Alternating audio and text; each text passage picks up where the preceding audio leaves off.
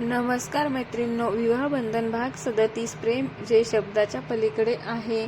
संध्याकाळचा तो वेळ होता. पावसाची हलकीसर रिपचिप रिमझिम पडत होती. आकाश जड होतं, जसं काही आज तेही आपली भावना आवरू शकत नव्हतं.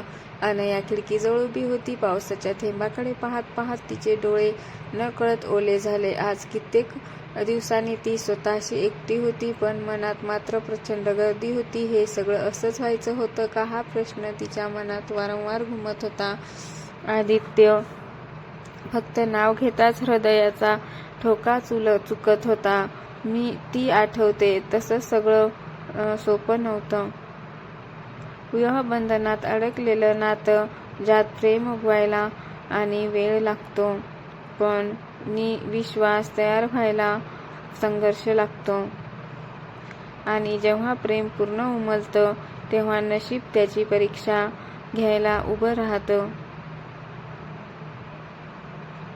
आदित्यची शांत वेदना होती. दुसरीकडे आदित्य आपल्या मनात आपल्या गाडीत बसून ऑफिसमधून घरी येत होता, आणि पण शरीर घरी जात होतं. मन मात्र अनयाजवळच अडकून पडलं होतं. आज सकाळी तिच्याशी झालेलं बोलणं त्याच्या मनातून जात नव्हतं. तुला कधीच फरक पडत नाही ना आदित्य, असं अनया म्हणली. अनयाचा तो प्रश्न, तो स्वर,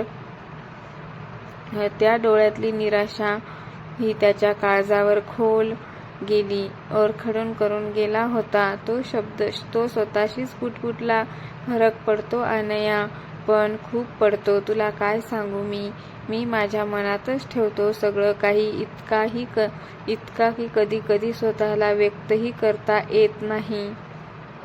आणि आदित्य स्वभावाने शांत होता, मायाळू होता, भावना आत सावरणारा. पण अनया ती भावनाची लाट होती. ती उघड होती, प्रामाणिक होती, आणि तिला उत्तर हवं होतं. घरात पाऊल टाकताच शांतता जाणवली.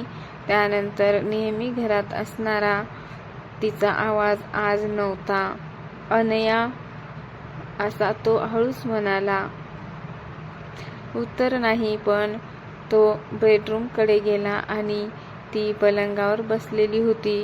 हातात त्यांच्या लग्नाचा फोटो धरून होती. तो फोटो बघून, ज्यात दोघंही अनोळ आणि असूनही आयुष्यभरासाठी एकमेकांचे झाले होते.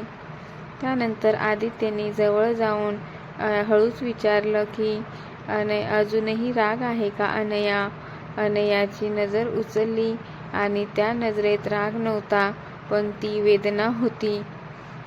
राग नाही आदित्य, पण फक्त थकलंय मन. तो काही बोलणार तेवढ्यात तीच पुढे बोलली की, मला असं वाटतं की मी तुझ्यासोबत असूनही एकटी आहे. मला एकटं जाणवत आहे.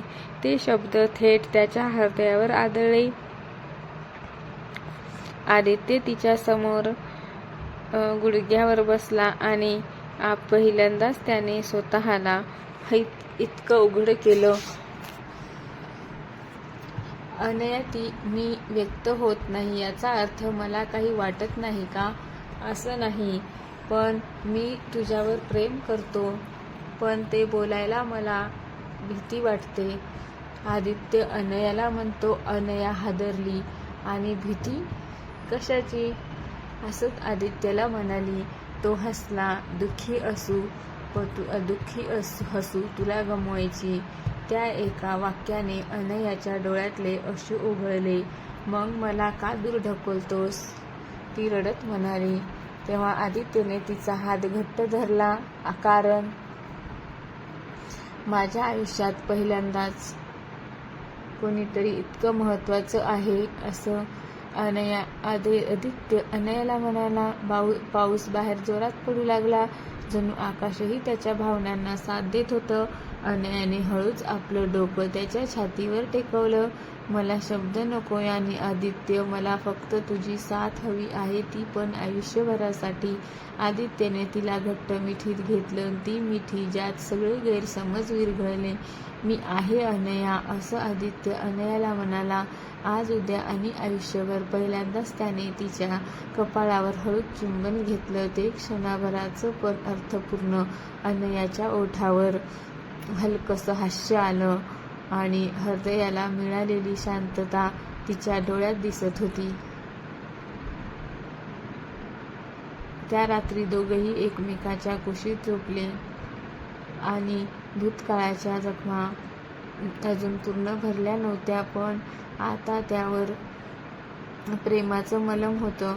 आणि त्यानंतर विवाहबंधन हे फक्त लग्नाचं नातं नव्हतं, तर ते होतं दोन मनाचं, होतं दोन भिंतीचं आणि दोन अपूर्णतेचं एकत्र येणं. आणि आदित्य अनया हे आता फक्त नवरा बायको नव्हते, तर ते एकमेकांचं घर झाले होते, एकमेकांना साथ देत होते. असंच आदित्य आणि अनयाचं प्रेम असं वाढत चाललं होतं. कंटिन्यू भाग 38 नक्की बघा. धन्यवाद.